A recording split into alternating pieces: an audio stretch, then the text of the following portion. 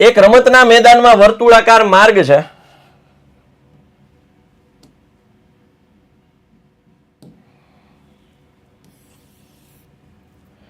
આ વર્તુળાકાર માર્ગમાં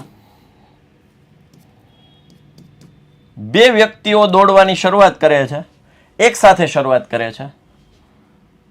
સોનિયા છે એ 18 મિનિટે એક ચકેડું પૂરું કરે છે અને રવિ છે એ 12 મિનિટે એક ચકેડું પૂરું કરે છે. એટલે રવિ થોડો ફાસ્ટ દોડે છે, સોનિયા થોડી ધીમી દોડે છે. ઓકે, હવે બંને એક જ સમય એક જ બિંદુએથી એક જ દિશામાં પરિભ્રમણ કરવાનું પ્રારંભ કરે તો કેટલી મિનિટ બાદ બંને ફરી પ્રારંભ બિંદુ પર ભેગા થાય? આ બધા બે આમ જ દોડે છે, એક જ સમય એક જ બિંદુએથી દોડવાની શરૂઆત કરે તો ક્યારે ભેગા થાય એવું કે છે. ચાલો,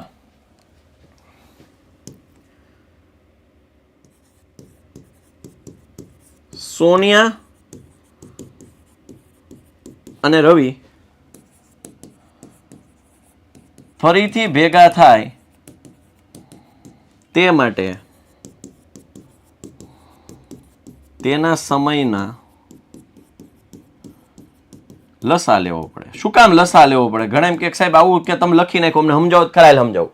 લસા મેં શીખવાડ્યું હતું કે લસા છે એ બે સંખ્યા હોય, એમાં મોટી સંખ્યા જેટલો અથવા મોટો હોય. લસા મોટો અથવા એના જેટલો અથવા મોટો હોય, ગુસા એના જેટલો અથવા એના નાનો હોય. હવે સમય છે જુઓ, હવે જે પાછા મળશે એ શું 18 મિનિટે મળી જશે?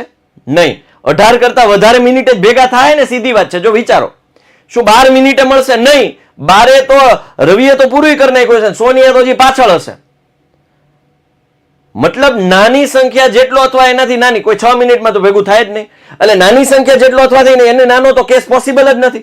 મોટી સંખ્યા જેટલો અથવા એનાથી મોટો કેસ પોસિબલ છે, એનો મતલબ લસા. That's why we should find out LCM.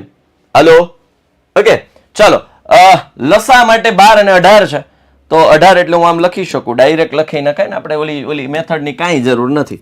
18 બરાબર 2 × 9 = 18, એટલે 2 × 3 × 3, એટલે કે 2 × 3 ની 2 ઘાત.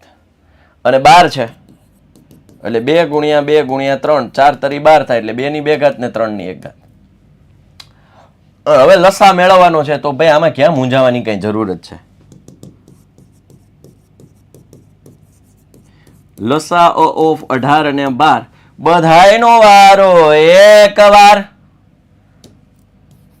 અને મોટી ઘાત 4 × 9 = 36 મિનિટ.